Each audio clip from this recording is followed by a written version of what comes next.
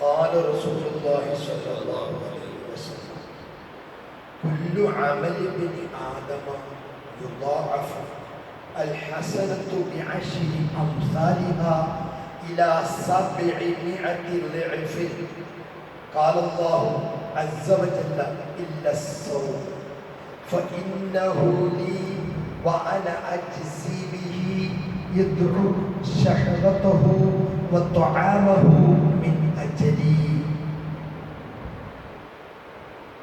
മഹാനായ അബൂ ഹുറൈറ റളിയല്ലാഹു തആല അൻഹു അവിടുന്ന് റിപ്പോർട്ട് ചെയ്യുന്നു, തിരുദൂതർ സ്വല്ലല്ലാഹു അലൈഹി വസല്ലമ തങ്ങൾ അവിടുന്ന് നമ്മളോട് പറയുകയാണ്, കുല്ലു അമലി ബിനി ആദമ യുളാഅഫ്, മനുഷ്യന്റെ ചെയ്യുന്ന ഇബാദത്തുകൾ, ഒരു വിശ്വാസി ചെയ്യുന്ന ഇബാദത്തുകൾ, അത് നിസ്കാരമാണെങ്കിലും ഹജ്ജാണെങ്കിലും സകാത്താണെങ്കിലും ദാനധർമ്മങ്ങളാണെങ്കിലും അവന്റെ തസ്ബീഹും തഹ്ലീലും അങ്ങനെ തുടങ്ങിയ പരിശുദ്ധ ഖുർആന്റെ പാരായണമാണെങ്കിലും സ്വലാത്തുകളാണെങ്കിലും അത് എല്ലാം അങ്ങനെ ചെയ്യുന്ന അമലുകൾ മുഴുവനും അല്ലാഹു അവനിങ്ങനെ ഇരട്ടിപ്പിച്ചു കൊടുക്കുന്നതാണ്.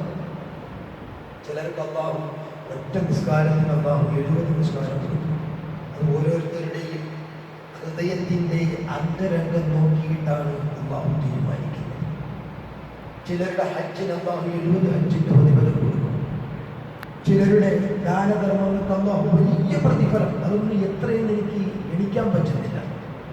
അൽ ഹസനത്തു ബിഅശരി അംസാലിഹാ ഇലാ 700 ضعف, അതായത് എത്രത്തോളം അവൻ ചെയ്ത സുഹൃതങ്ങൾ ഇരട്ടിക്കുമെന്ന് ചോദിച്ചാൽ 10, 70, 700, 7000, 70000 അങ്ങനെ അങ്ങോട്ട് അല്ലാഹു സുബ്ഹാനഹു വ തആല ഒരു വിശ്വാസി ചെയ്യുന്ന കർമ്മങ്ങൾക്ക് അല്ലാഹു ഇരട്ടിപ്പിച്ച് പ്രതിഫലം നൽകും.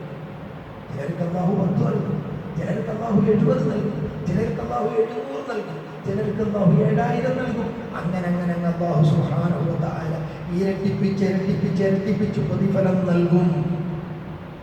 അപ്പൊ അല്ലാഹു തീരുമാനിച്ച് നിർണയിച്ചു വെച്ചിട്ടുണ്ട്, നിസ്കാരത്തിന് ഇത്ര പ്രതിഫലമുണ്ട്, ഹജ്ജിന് ഇത്ര പ്രതിഫലമുണ്ട്, ദാനധർമ്മങ്ങൾക്ക് ഇത്ര പ്രതിഫലമുണ്ട്, സക്കാത്തിന് ഇത്ര പ്രതിഫലമുണ്ട്. എന്നാൽ അല്ലാഹു അസ്സ വജല്ല അല്ലാഹു പറയുകയാണ്, ഇല്ലസ്സൗമ, നോമ്പൊഴിച്ചു. എന്നിട്ട് അല്ലാഹു പറയുകയാണ്, ഫഇന്നഹു ലീ വഅന അജ്സീ ബിഹി, നോമ്പ് എനിക്കുള്ളതാണ്. അല്ലാഹു നിസ്കാരത്തെയും ഹജ്ജിനെയും അതുപോലെ തന്നെ ദാനധർമ്മത്തെയും സകാത്തിനെയും കർമ്മങ്ങളെയൊക്കെ ഇങ്ങനെ പറഞ്ഞു, അതിന് ഇത്ര പ്രതിഫലം ഉണ്ടെന്ന് പറഞ്ഞു. എന്നിട്ട് അല്ലാഹു പറയുകയാണ്, നോമ്പൊഴിച്ച് ഫഇന്നഹു ലീ, ആ നോമ്പ് എനിക്കുള്ളതാണ്, വഅന അജ്സീ ബിഹി, ആ നോമ്പിനിക്ക് പ്രതിഫലം നൽകുന്നത് ഞാനാണ്, ഞാൻ മാത്രമാണ്. എന്തെന്ന് മനസ്സിലായി? നിസ്കാരത്തിന് പ്രതിഫലം തരേണ്ട ആരാണ്? നിസ്കാരത്തിന് നമുക്ക് പ്രതിഫലം തരേണ്ടത് അല്ലാഹുവാണ്. ഹജ്ജിനിക്ക് നമുക്ക് പ്രതിഫലം തരേണ്ടത് അല്ലാഹുവാണ്. അതുപോലെ സക്കാത്തിനിക്ക് നമുക്ക് പ്രതിഫലം തരേണ്ടത് അല്ലാഹുവാണ്. ഈ അല്ലാഹു തന്നെ പറയുകയാണ്, നോമ്പ് എനിക്കുള്ളതാണ്, ഞാനാണ് നോമ്പിന് പ്രതിഫലം നൽകുന്നത്. ഇതിൽ നിന്ന് മനസ്സിലായി, നോമ്പ് മറ്റൊരു കർമ്മം പോലെയും അല്ല, അത് വേറിട്ട് നിൽക്കുന്ന ഒരു മഹത്തായ കർമ്മമാണ്. നോമ്പ് നിസ്കാരത്തെ പോലെയല്ല, ഹജ്ജിനെ പോലെയല്ല, മറ്റ് കർമ്മങ്ങളെ പോലെയല്ല. ഒരു സത്യവിശ്വാസി ചെയ്യുന്ന കർമ്മങ്ങളിൽ വേറിട്ട് നിൽക്കുന്ന കർമ്മം അത് നോമ്പ് മാത്രമാണ്. അതുകൊണ്ട് അല്ലാഹു എടുത്തു പറയുകയാണ്, നോമ്പ് എനിക്കുള്ളതാണ്. അല്ല ഇങ്ങനെ പറഞ്ഞു, നിസ്കാരം എനിക്കുള്ളതാണ്, ഞാനാണ് അതിന് പ്രതിഫലം നൽകുന്നത്. എല്ലാത്തിനും പ്രതിഫലം നമുക്ക് നൽകേണ്ടത് അല്ലാഹുവാണ്.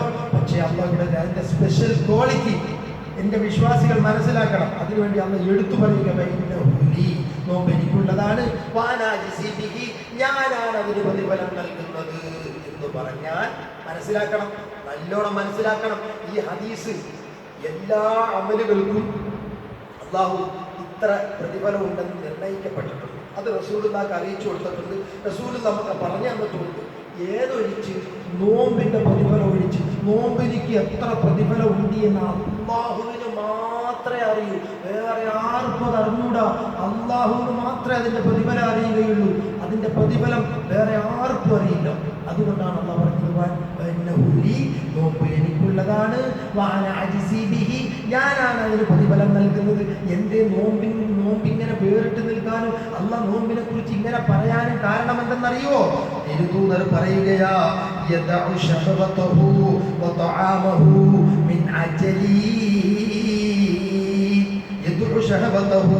അവന്റെ വികാരങ്ങളൊക്കെ നിയന്ത്രിച്ചു നിർത്തിയത് എനിക്ക് വേണ്ടിയാണ്. അവൻ വിചാരത്തെ ഉപേക്ഷിച്ചത് എനിക്ക് വേണ്ടിയാണ്. മാത്രമല്ല അവൻ ഭക്ഷണം ഉപേക്ഷിച്ചത് എനിക്ക് വേണ്ടിയാ, അവൻ വെള്ളം ഉപേക്ഷിച്ചത് എനിക്ക് വേണ്ടിയാ. ഇത്രയും കഠിനത മറ്റൊരു ഇബാദത്തിലുമില്ല. ഇത്രയും കഠിനത മറ്റൊരു ഇബാദത്തിലുമില്ല. ഇത്രയും കാഠിന്യമാണ് നോമ്പിനിക്കുള്ളത്.